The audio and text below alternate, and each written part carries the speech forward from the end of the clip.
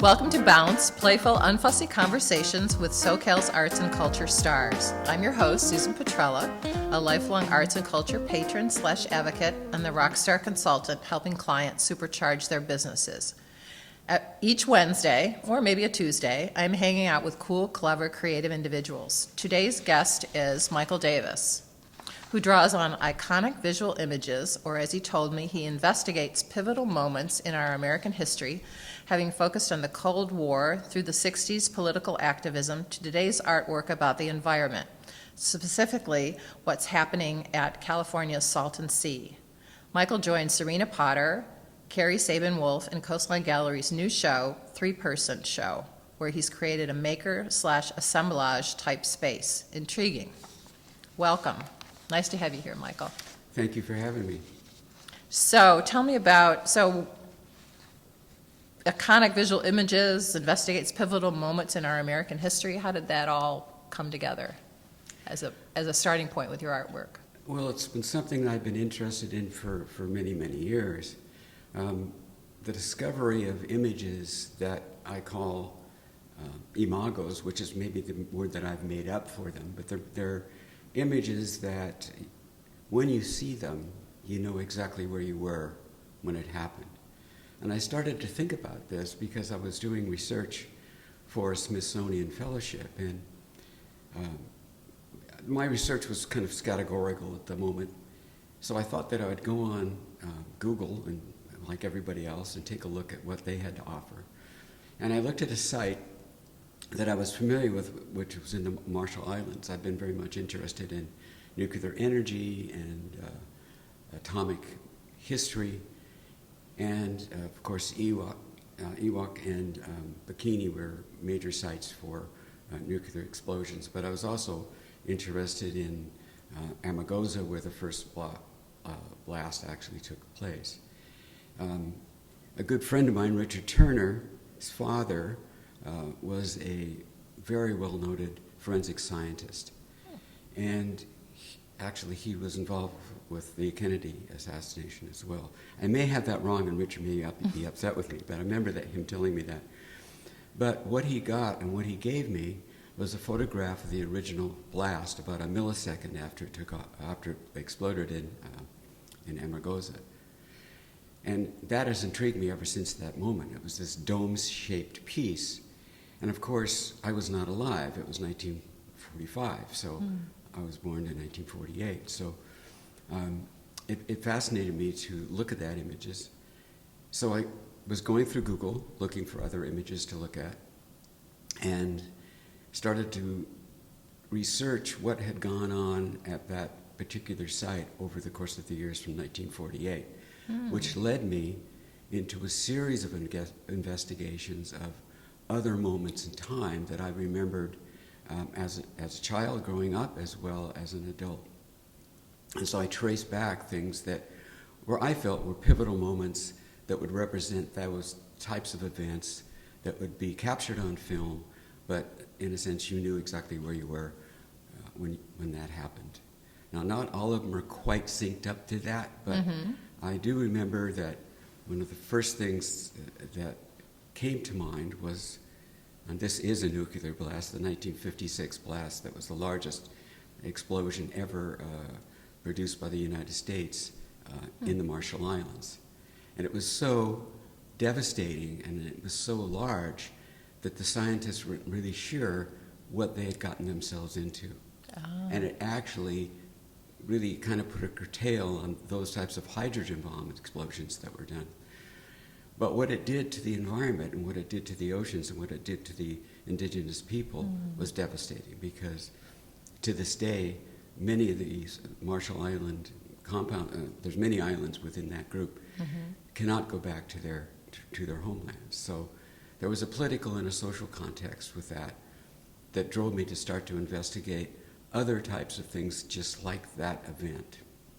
And so during my lifetime, I experienced the Bay of Pigs, which was very impactful for me, because the closure around Cuba was really kind of scary. And we set the doomsday clock about 2 seconds to midnight. And nobody knew exactly what was going to happen. But that was one of those instances where, as I call it, the world stood still. Mm. So it was a time frame that really influenced me because I grew up in a suburb of Los Angeles, which was Downey, California. It was the home of the Apollo mission. And it was very much into aerospace. And there was a lot of excitement, there's that optimism during the 50s that cars were having fins and everybody was growing up in suburbia and having all the things that they ever wanted after the war. It was this explosion of kind of a feel-good kind of energy, But in that underbelly of that, we felt that we were like right into the sights of wherever that first bomb might drop from whatever enemy that we had. So I remember going down a street that used to have car lots, and they were selling bomb shelters, of which a neighbor just down the street from where I lived in this suburb dug up his pool and put in a bomb shelter. And the only way that you could get the bomb shelter, because it was so large, because it was prefab, is you had to dig a hole in your backyard, and then you had to get a crane to drop it in. So it was really quite an experience. It was sort of a lever to beaver kind of moment. Let's go down and watch the bomb shelter being put in somebody's backyard, So, that was one of the things. Of course, the Vietnam War is another of... I remember the TV being on and the scenes from the helicopter landing. Yes. Everybody said it was the embassy, but no, it was actually a Hilton hotel, and people were hanging onto the helicopter to get out. What about good things like the splashdown? The carriers going out. I love that, going out and picking up the astronauts that splashed down from. There were many Apollo good things whatever. as part of that. Obama presidential election was really fantastic for me and for the world, I think. My story about that is a little is kind of long because I just told this story about 3 days ago at a friend of mine's birthday party. But I met my wife in Mexico City on a tour by an art instructor, and we toured a bunch of different cities. The last few days of our tour was the Apollo landing on the moon, or actually the return, and the return back, and you could see the step of the astronaut walking on the moon. And I'll never forget that because I was in a room with a 9-inch television set and about 50 people in this hotel lobby, which were all residents of Mexico City. We were pretty much the only people that were the visitors there looking at this. And we could barely see this thing. But I do remember because I'm still with the same woman that I met on that trip in 1969. So that has a great deal of fond memories for me as well. And how does that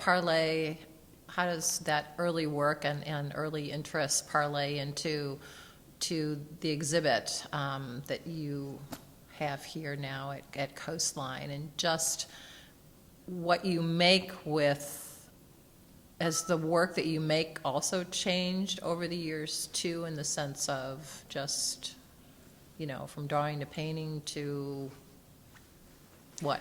Well, I have kind of a dual studio practice. One is the studio work, and the other is a public art practice. Yes. So I started out, my first major commission was for ARCO, which is kind of ironic because I didn't really agree with the politics of ARCO.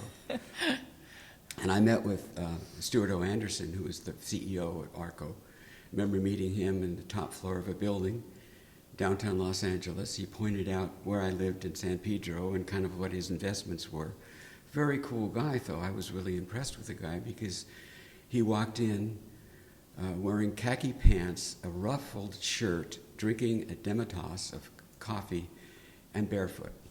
And he said the night before he had Margaret Thatcher and Ronald Reagan for dinner, and he had slept at his office downtown, and I presented an art piece to him, a 3-piece art piece that went on the plaza at the Arco Plaza in Long Beach. So I got the commission. Okay. But we never really talked about politics, and even though I was I was left-wing sided for that. I was impressed by the guy and what he did, but I was also kind of in conflict of doing this project with ARCO. But I got back at them because the first thing I did with them is they owned Anaconda Steel, Anaconda Copper. Okay. Now that has a long story because that involves part of these pieces, but the Anaconda Copper, I was able to go to their headquarters in downtown Los Angeles, their main supplier, and they said, take whatever you want. Oh, okay. And there was just it was like going into a hardware store and saying you can have any tool in the place, because they were giving me sheets of bronze and tubing and things to make for this satellite headquarters they had in Chicago. So I did a piece for the Chicago headquarters, which then in turn at some point was donated to a museum. Okay. After they changed things around. Okay. But Anaconda Copper was originally owned by a general that he called himself a general. He was very much a terrible, terrible boss. It was the mine that was in Mexico, and he treated the workers terribly. And it was one of the first revolutions, first union strike revolution that took place in Mexico in 1919. And then they actually threw him out, and eventually the company, that particular mine, was bought by Anaconda. So my interest in mining actually came from that. And there's a certain tangent. I'm sort of like another friend of mine, Kim Abelies, who loved dictionaries and loved doing research and Books, a lot of books and palm trees.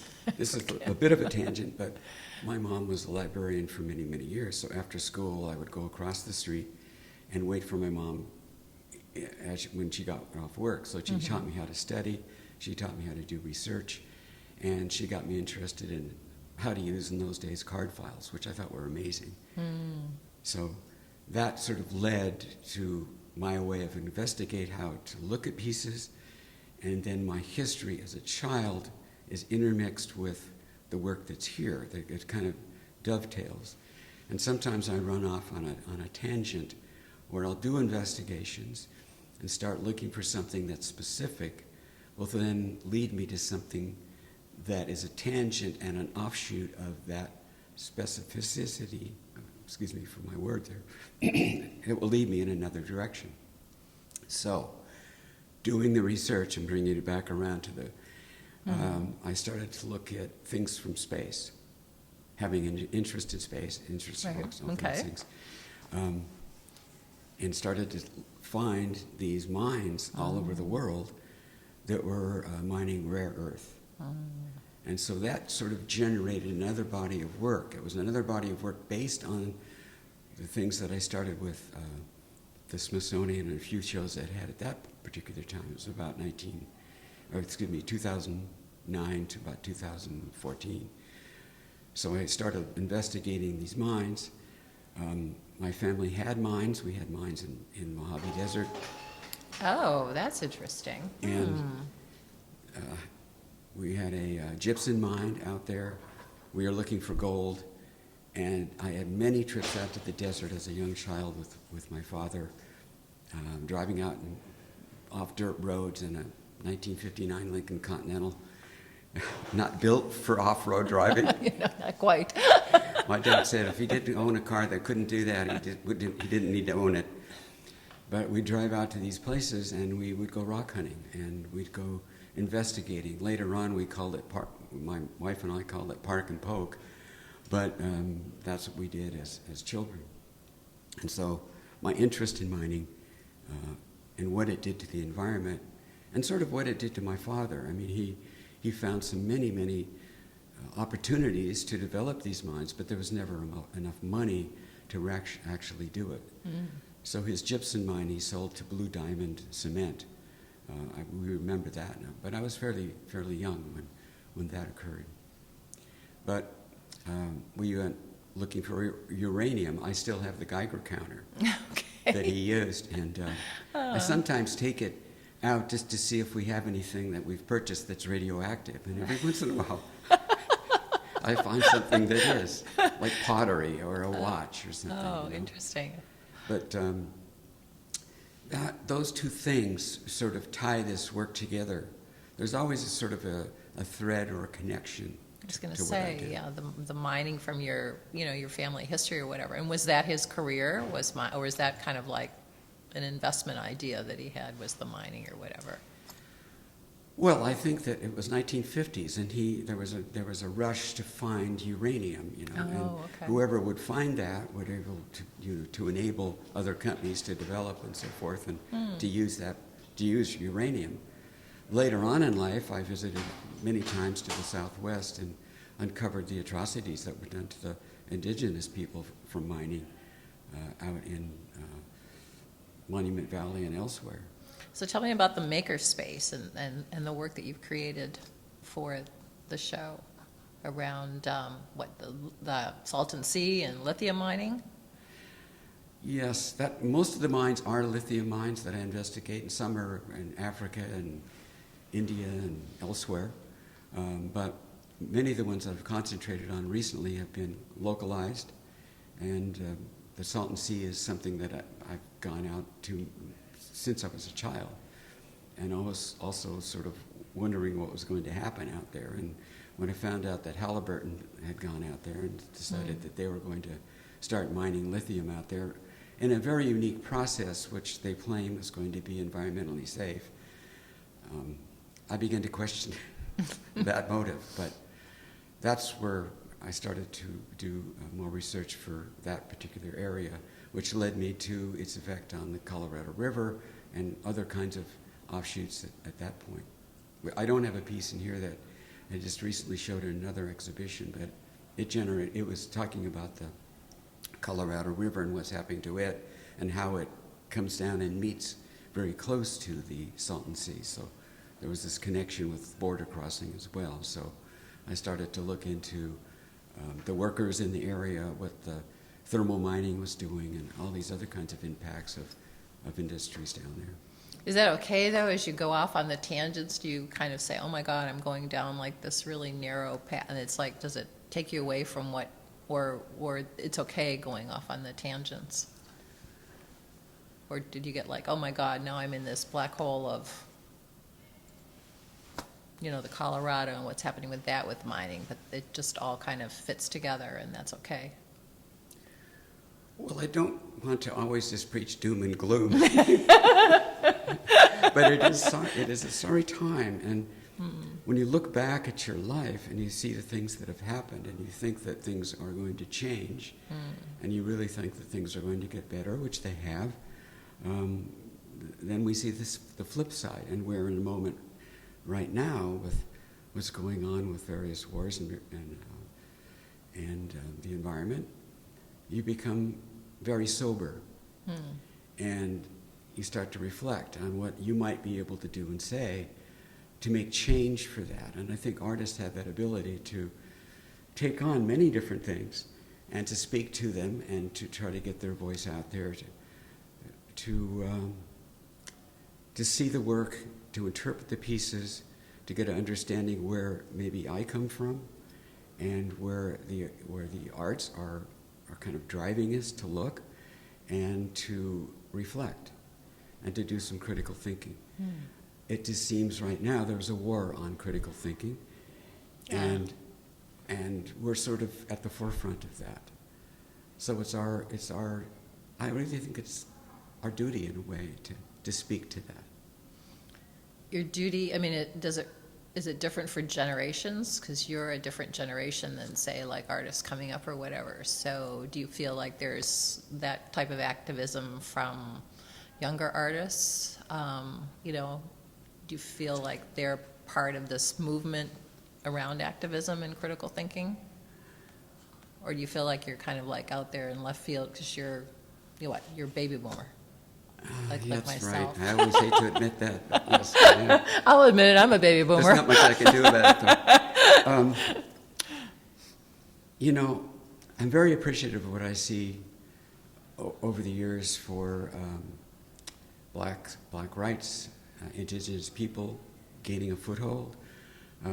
They've never lost their power, but they seem to be bringing in more young people to be part of that activity, especially with indigenous peoples of the Americas. Mm-hmm. I'd love to see that because there's so much energy, and I have a sort of love of that culture. I'm not part of it, but I appreciate it very much. My graduate thesis was drawing light on how the movie industry and how media adopted imagery from various different cultures and would put them in and then never allow them to play the part.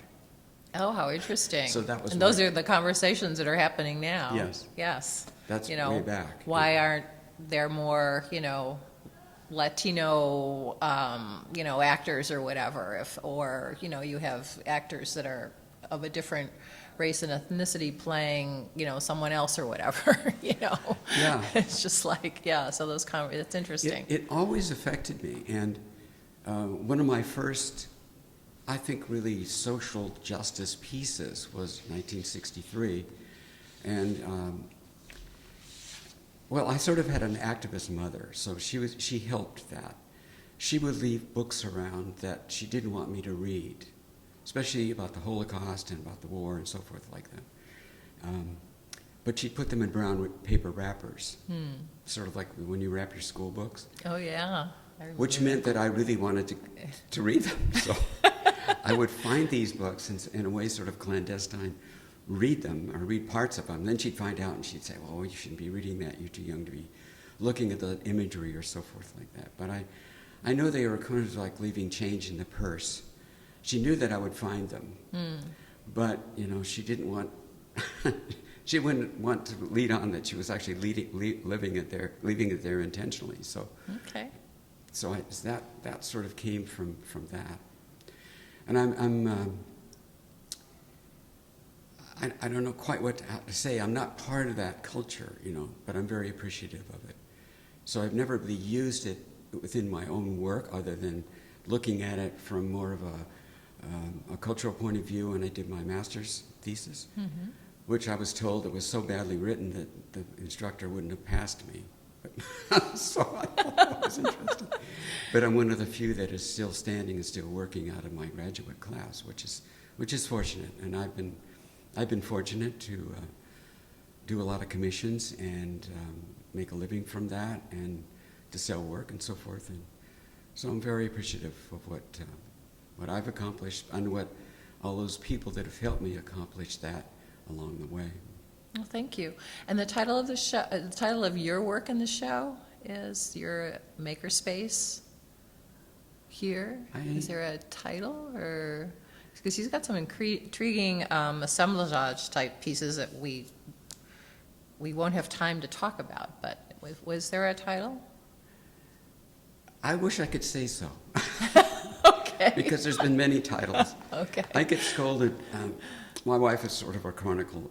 She chronicles my work. She categorizes it. She puts it together sometimes, and she will look and see that a piece gets named 3 different ways over the course of history.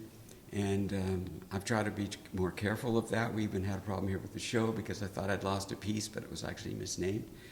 So it's hard to come up with a title with that. I named one piece just recently, "He wore a tie and she was dressed to kill." Had no meaning at all to the piece, other than it had glitter on it. And I thought, what does that really mean? And I started to do, kind of a conscious thinking about where did I come up with that? And this whole elaborate, because my imagination just keeps doing it. I was at a party and she wore that, and he was a clandestine agent, and it just went everywhere with the title. So the Cold War comebacks in with spies. Yeah, sort of slipped in. But the room itself, which I'm not sure if I'd call it a maker's room. It is sort of the history of a maker's room. But every time I make one of these pieces, it's an elaborate process. And the process starts with doing the research, finding some imagery, and then going out in the world and finding materials and things that I need to put into whatever that project is. And I've been using wallpapers, which a lot of people have been using over the years, and fabrics, incorporating that as well, and also digital imagery that I print and either shoot or find and alter. So it's that combination of the three, and I try to put those three elements: paper, fabric, paint, digital, and maybe one other element. It's sort of all the works, because it drives me back to a particular formal way of making things, and they are organized in a very formal fashion as well. I mean, they start off actually as sort of a golden triangle, and then I break that into its parts, which are the division points and algebra of breaking that down, and that forms a structure for the pieces. And then I layer imagery. I'm looking at one right now of a Japanese island called Miyatori. Oh God, I'm drawing a blank. Miyatori Sato. I'll get it. I'll come back. But it's an island that is a very strategic point in the history of the Marshall Islands and also our own personal history as Americans. And it goes all the way back to the turn of the century of tried to be colonized, but it couldn't. And that island is interesting because of its position in the world. Mm-hmm. It was going to be a gasoline point in this middle of the ocean. It's 1,000 miles from anywhere. And during the turn of the century, there was a law passed by the United States that it was called the Guano Law. And if any other world country could indeed inhabit this place, mm-hmm. they owned it. Mm-hmm. And we tried to grab that, and the Japanese then claimed it. Other groups claimed it, mm-hmm. and finally it went to the Japanese and was a pivotal point in World War II. Interesting. But it was a home for migrating birds, and so that got found out, and it almost got decimated. All the birds were being slaughtered, really, for their feathers, for feather hats during the turn of the century and before. Gosh. So all right. I went too long. So I'll check in with you. I'll check in with your wife for the title for the 3-person show, Coastline's 3-person show. Well, I want to thank you very much, Michael, for sharing your story with us. You've made Bounce Bounce. A special thank you to our generous sponsor, Coastline College, its Fine Arts Department and Art Gallery, David Michael Lee, Director, Curator, and Professor. David's also Bounce's fabulous producer. Thank you, David. Until next time. And I thank you both for having me.